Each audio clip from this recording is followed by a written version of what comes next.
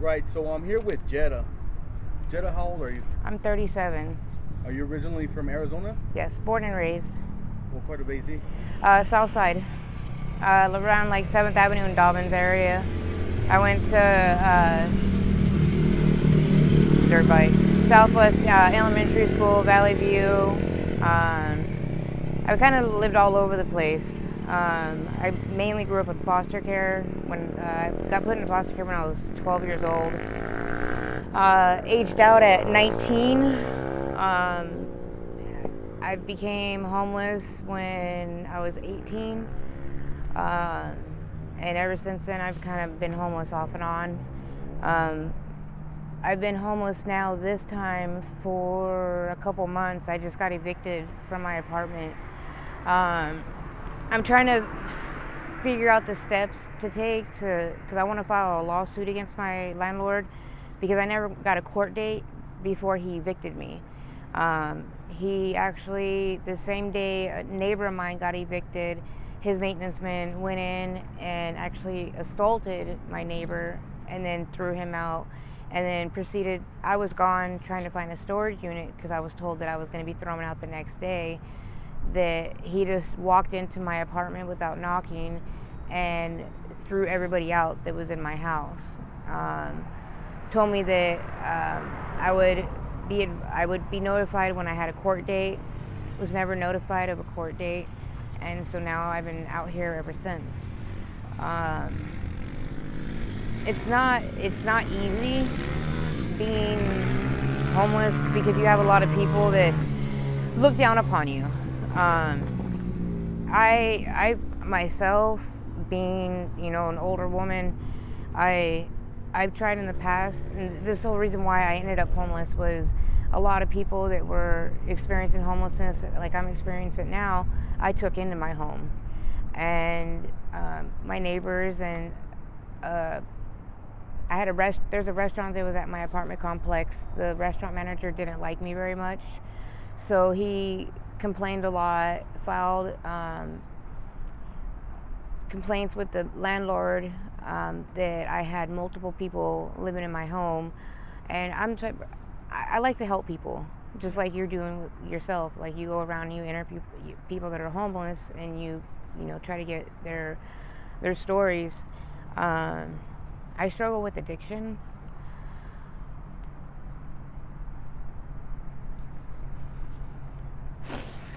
I'm sorry. Sorry, it's okay. I lost my mom 7 years ago to addiction, and then a couple months after she died, I went to prison for burglary and trafficking stolen property, and I cleaned up my act for a little bit. That's how I got my apartment, and I seen how I struggle now is how people that I was helping struggled. And it's hard because people judge you just because you live in a tent or you live at a bus stop, and nobody seems to understand what your story really is until you talk to them. I don't have very much family left. My family, like my brothers and sisters, have all turned their back on me. My grandparents are deceased. My children I gave up for adoption when they were young because, I myself have a hard time. I'm SMI, so I had a hard time parenting. So I felt the best way to be able to provide for my children is to give them to families that would be able to care for them in a proper way. Since I've been out here, I've had every single thing that I was able to take out of my apartment stolen from me. I've accumulated a little bit of clothes here and there, what people have, friends have given me, what I've found, like on the side of the road or near the garbage can that I've washed. I'm not embarrassed being, an older woman, almost in my 40s, being homeless. I've been like this. I've experienced this my whole life, off and on. Anytime I get an apartment, I take people in and I try and help them, and then it backfires on me and I get evicted and I'm back at square one again. My addiction, I feel like, is a, also a part of me being homeless, because I don't like to ask for help. I like to do things on my own. I've been that way since I was little.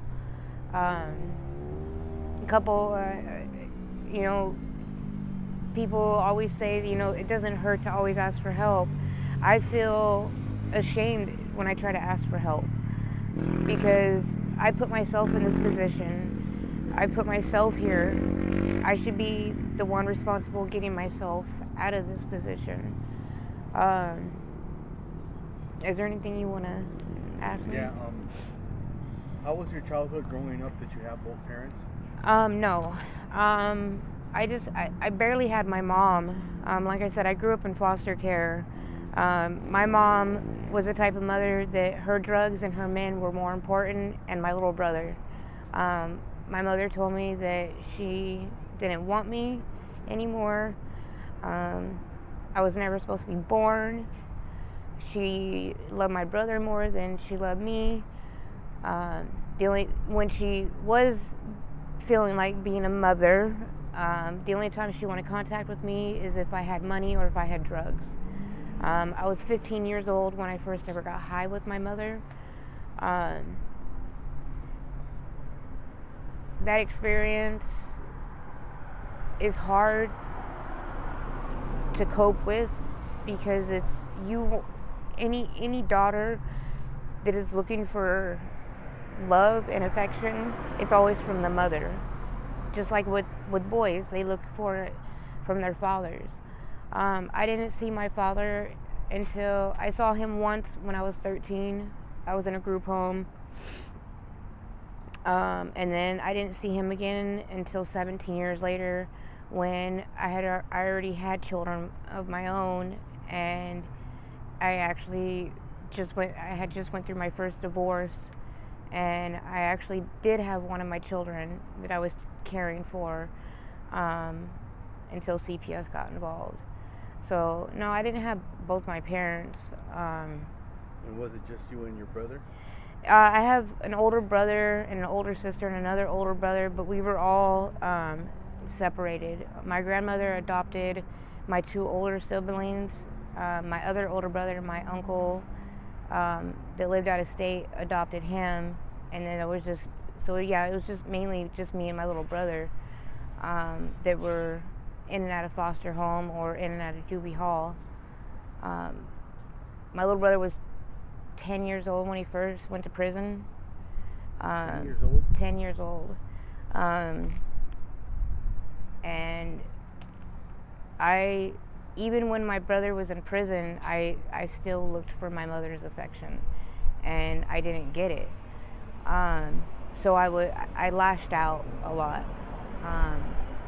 I would get angry. There was a short period of time when my mom accepted me and was there, and that's when I became pregnant at 15 with my first child, where she was actually being a mom, because I was her daughter and I was having her first grandchild. Even though my sister already had her first baby, here I am. I'm the young, close to the youngest, and having my first baby. So I was having her first grandchild. So there, she felt the need to step in and be a mom. And to me, I felt like it was a little too late. I mean, I accepted it. I accepted the love that she was giving, but I felt like it was just an act. So at what age did you start going to the, what was it, foster home? Mm-hmm. I was 12 years old when I first got removed from my mom's home. So I want to say I was 12 and a half when I got placed in the first group home. And what's crazy is I ran away from every group home that I went to. And you know, CPS could never understand why I always ran back home when my mom even told them, I don't want her. I don't know why she keeps coming back here. And it was just, I wanted my mother. Yeah. You know, I wanted that affection that I was missing. I wanted that love, that nurturing. And I think that's where I struggled with being a mother myself, was I didn't know how to give the love and nurture to my children. And it frightened me because a child, no matter how old they are, should always receive that love from their parents. Exactly. So you started experimenting with the substances at 15? At 15. And you said you ended up homeless at 18? At 18. What were you doing at that point, like out here in the streets to survive? I started selling drugs at 18. I remember I used to sit, I ended up at Cass, which everybody's familiar with Cass. Yeah. And how the zone is, how the drug, you know, scene is down there. It's huge. It's like the biggest in the state of Arizona. I feel like that's the biggest place where if you can't find it anywhere else, you go down to Cass, you're gonna find it. So at 18, I had a street mom that taught me how to survive on the streets. The do's and don'ts of, you know, what you do and what you don't do. And part of me was frightened, but a part of me, you know, was very tough because I didn't have no one to say, oh, well, this is my kid, you know, anything happens to her, you know, there'll be, you know, hell to pay. I didn't have anybody like that. So I had this I didn't give a fuck attitude, excuse my language. It was, if you fucked with me, I was chasing you down with a baseball bat. So I became very strong-minded and street smart very quickly. I think that's how I survive now. And I feel like it's a lot more dangerous now than it was when I was 18. I just heard this morning, one of my friends was telling me that they just pulled a body out of the canal this morning. And I'm like, what it goes through people's minds when they harm another person? Like, what at that moment is going through their head when they're hurting this person? They're hurting another person's child, you know, grandchild, you know, brother or sister. And I could never imagine doing that to anybody, you know. And it breaks my heart to know that there are people out there like that till this day that don't care about hurting other people. It's either they hurt themselves or they hurt somebody else. And it scares me even more because I'm out here by myself. Yeah, I have people around me, I have friends that I try to stay in groups with, but it's still frightening at night when I'm walking the streets. You know, I had a guy offer me a ride today, and I thought it was just out of, you know, kindness, and the moment I got in his car, he started touching me. And I'm like, I don't do that, you know, please don't. And, you know, he's like, all right, I'm just going to drop you off. And he dropped me off. About 5 nights ago, my neighbor that stays in a tent across from me, her and her husband stay across from me. A friend of mine has been staying with me now at night because I'm by myself. And I was in a relationship, but my boyfriend went back to Texas. So he's been staying with me. Well, he had to go take care of some business, and I was really tired, so I fell asleep. I woke up to somebody touching me. Like they had their hands like on my private areas, and when I rolled over, I thought it was my friend, and because we've talked about messing around, but we won't cross those boundaries because we're too good of friends and we don't want to ruin that friendship. And when I opened my eyes, it was my friend's husband. And I told him to get away from me and get the hell out of my tent. And it's like it brought back memories because I was molested as a child. And I was raped when I was little. So can only imagine what was going through my mind when I wake up and this guy has his hands on me. And I just told my best friend this today, and like he's in shock. He's in bitter shock. He doesn't know how to handle the situation. And I don't know how to go to this man's wife and tell her that, look, your husband was touching me inappropriately while I was sleeping 5 nights ago and while you were out working. And because I know how she is, like, she respectfully asks, people not to go to her tent when she's not there, when her husband's just there. Well, how is it I'm supposed to keep people away from out of my tent when I'm sleeping? Who's going to protect me? If you're not there and your husband is being, secretive and coming over and pretty much raping me while I'm sleeping.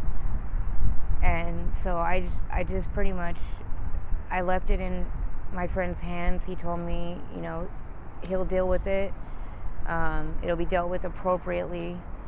And he doesn't want me stressing about it. But it's hard.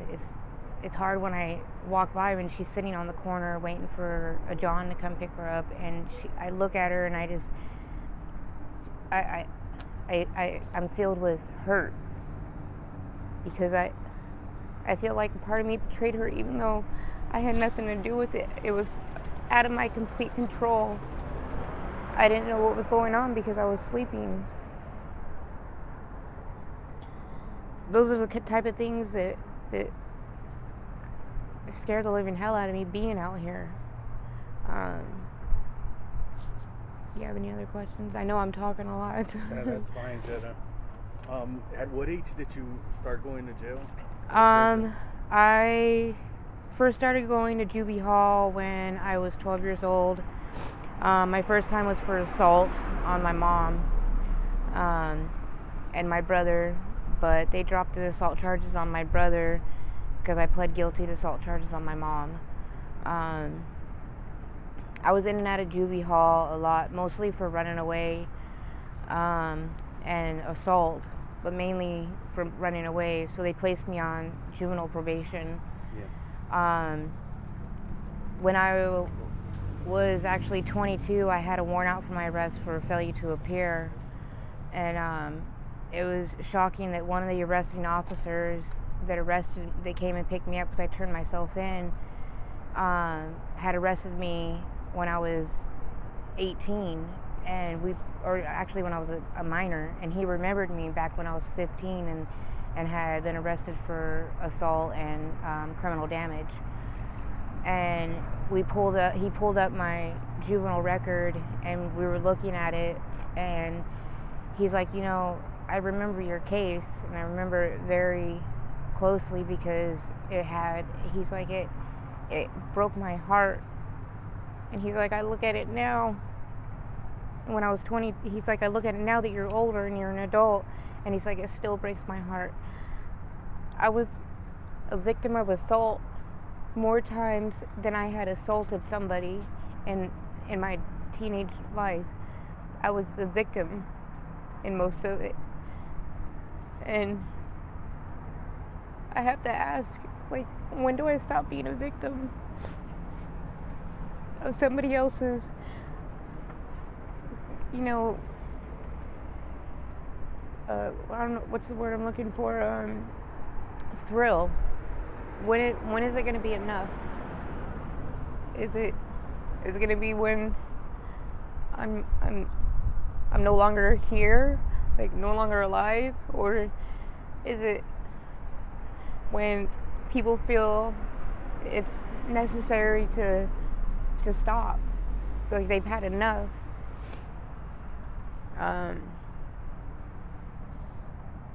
I've tried committing suicide multiple times. Part of it is because I miss my mom, even though she never wanted me. Part of it is because I'm tired of hurting. I'm tired of being in pain.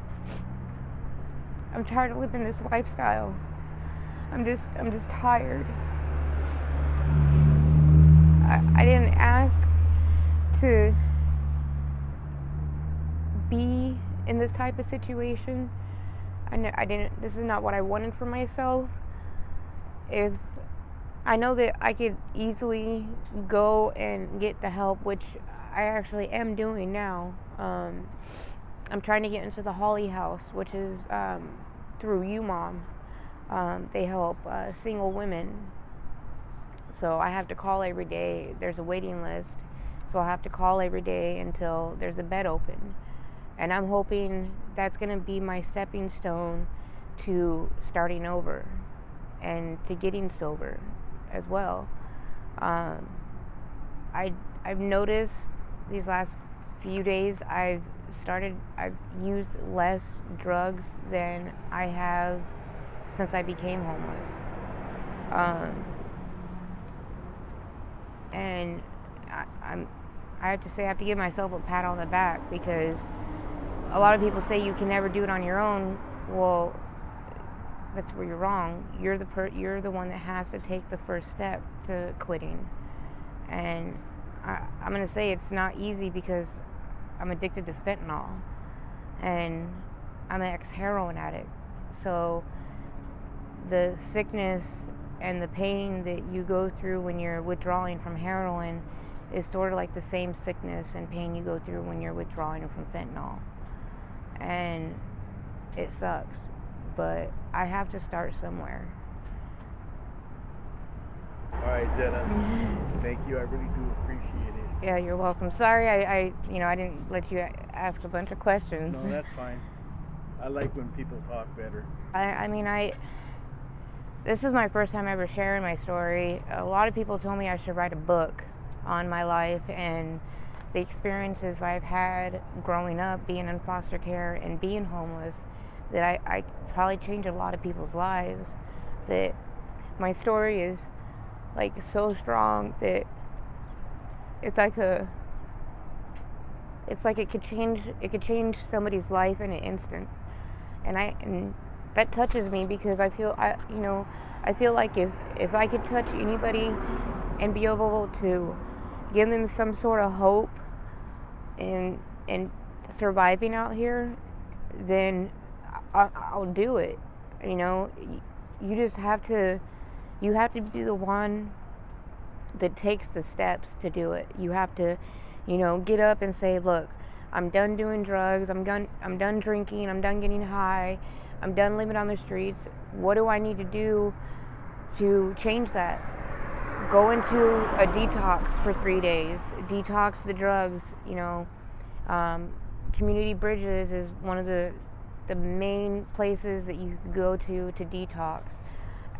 They take you through the steps after 3 days of detoxing through their clinic. They get you on a medication that helps you stay sober.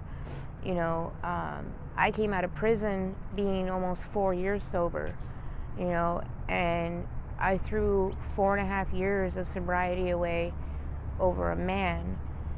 And I feel like I took the path that my mom was taking. But there's one thing that my mom didn't do, and that was she didn't step up and try to take that first step in getting clean.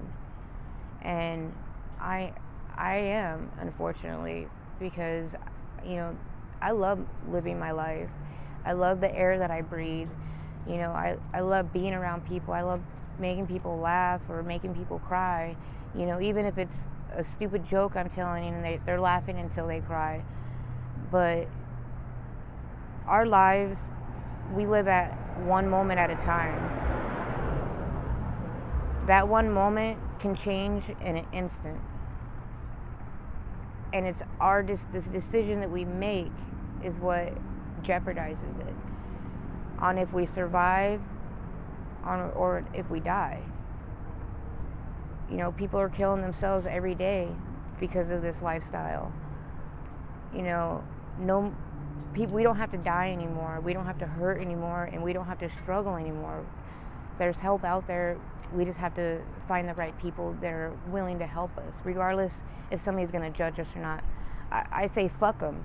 They don't know what we've been through. They don't know our lifestyle, and until they walk in our shoes, they can go fuck themselves.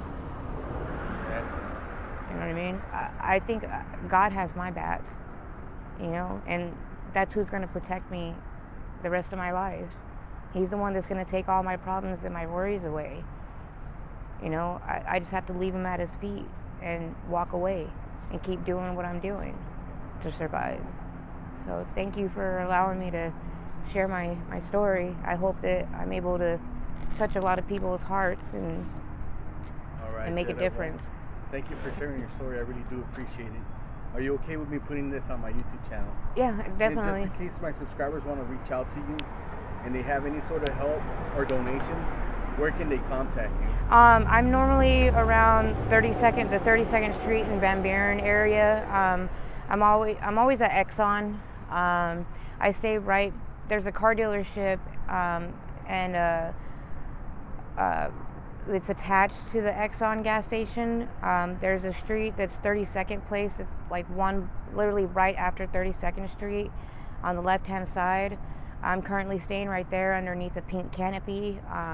Like I said, I don't lost. know if you want to say the whole thing on the no, internet. I'll take it out, but yeah. Do you have an email where they can contact you? I'm not able to check my email because all my stuff was stolen. I had my phone stolen. Like, I can't even contact family members that do want to help me because my phone was stolen. And I know that I do have, you know, people out there that are worried about me, that are trying to get in contact with me. Maybe you could make a new one. Yeah.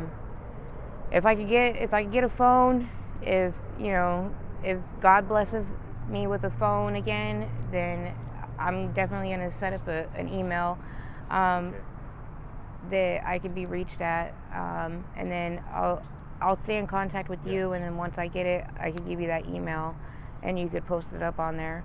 Other than that, if anybody drives by and they happen to see me, I'm noticeable, you know, covered in tattoos, can't miss me. Where'd you get all the tattoos? Not all of them in prison. I had actually a lot of them before I went to prison. I got maybe 3 while I was in prison, but I got them all out here. I have a good friend, I've known him for about going on 15 years now, who gave me my first tattoo at 20 years old, and it's actually this one. He was doing his apprenticeship, and he asked me what I thought of it, and I was like, oh, that's nice. He's all, how about I tattoo it on you? And I said, how much is it gonna cost? And he's like, how about I tattoo it on you? Not comprehending he's gonna tattoo me for free. So we made a deal. He made a deal with me. He would tattoo me for free if I represented his work. So I got over about $1,000 worth of work done on me from him for free. And then what I requested, he only charged me a little bit. But I got a lot of it done from friends that were staying with me. I learned how to tattoo myself. So that's kind of one of my hustles. But like I said, everything was stolen from me. So I'll get back up there, you know. Yeah, you will. But I do want to thank everybody for, you know, listening and, you know, take it one day at a time. That's what they always say in recovery, is one day at a time. And that's what I'm doing. So. All right. Thank you. I appreciate it. Yeah, you're welcome.